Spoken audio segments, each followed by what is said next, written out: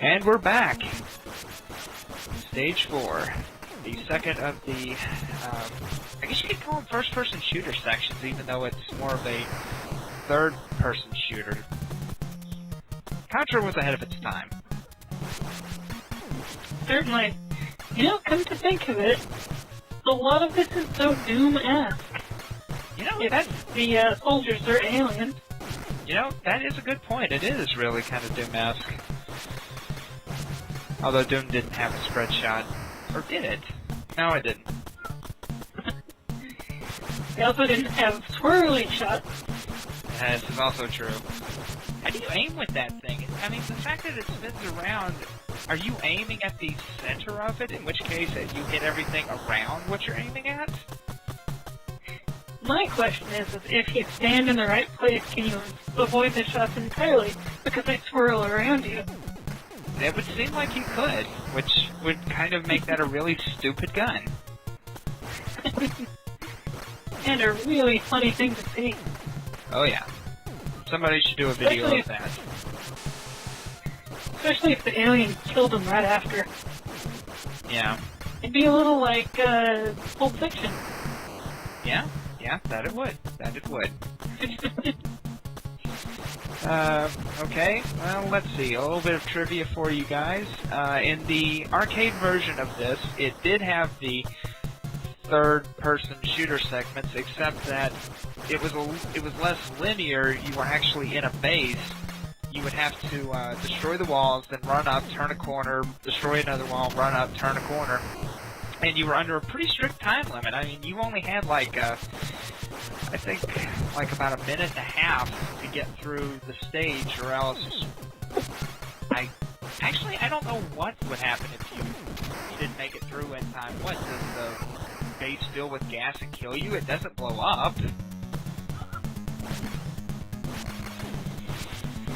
You never get to meet the load-bearing boss. Yeah. Kind of makes me wonder, what exactly are we destroying? Is this some sort of central computer? That is one heavily armed computer. Yeah. Maybe that's the way they do things here. Yeah, you give your computer all sorts of armament, and that way the guards just have to watch the front door.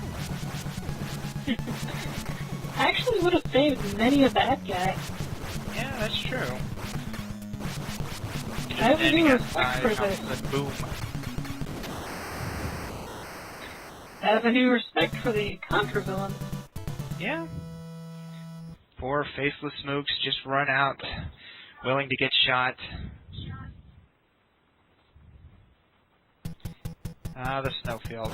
Okay, now this is another point that I want to bring up between the NES version and the arcade version. Because, up to this point, the two games were pretty much identical. You had the jungle area, the first third-person shooter section, then the waterfall, then the second third-person shooter section. But then when you got to here, it got weird, because the next 4 levels were all combined into one level in the arcade. Okay. It was like you'd be running in the snowfield section, and then it would you'd fight what would be the boss of the snowfield section, then it would transfer over to the fire area section, and then it would transfer to the industrial section, and then it would transfer to the alien heart section, and there was no level changes between them, it was just one continual thing. That's when you get a water stage, 2 water stages, and that's... Hey, didn't I have a snow and fire stage here? Oh, I know I should have put them next to each other. That's the waterfall.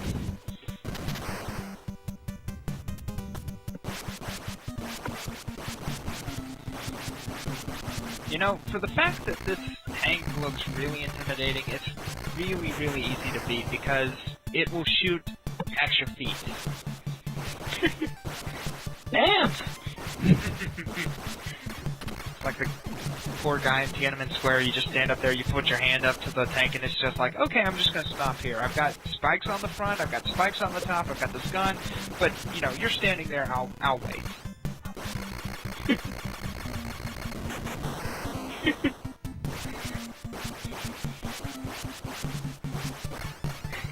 major design flaw. Yeah. It's All like, those paints were recalled. yeah. All the drivers were recalled. Who's throwing those explosives? And why can't I kill them? Very well trained monkeys. You know, that's actually a pretty reasonable explanation for all this.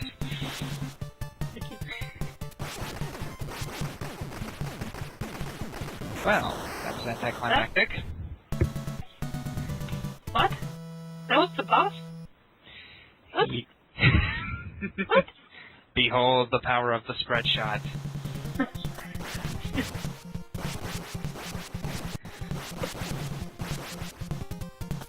And another extra life.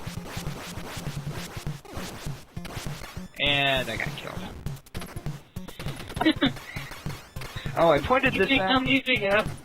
I pointed this out in a previous recording, but if you're here fairly shortly, you're going to see something that's going to make you scratch your head and wonder why on earth is he doing that.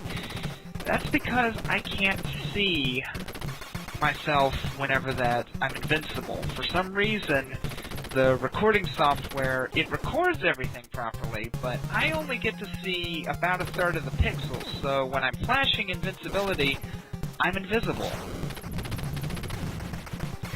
Typos. Yeah. Oh, you wanted him to be invincible! Oh! Can we recall the game?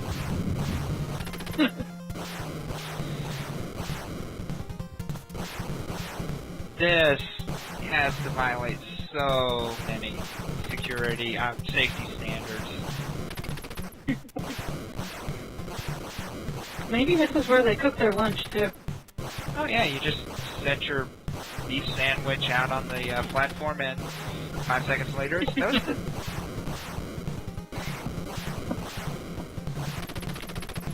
It's a future Quiznos. So now you're invisible? Oh, well, no, it only applies to whenever that I have that invincibility period after I get killed. So as long as I don't get killed, I can see myself. Let's see how long that lasts.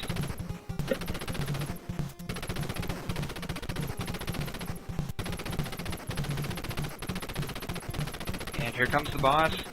Linebacker!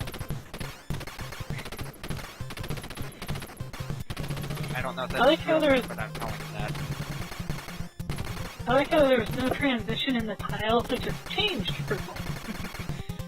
What you can't see upstairs, above the screen is all the mood lighting. They decided it would be a nice time for purple. He's really romantic. Oh yeah.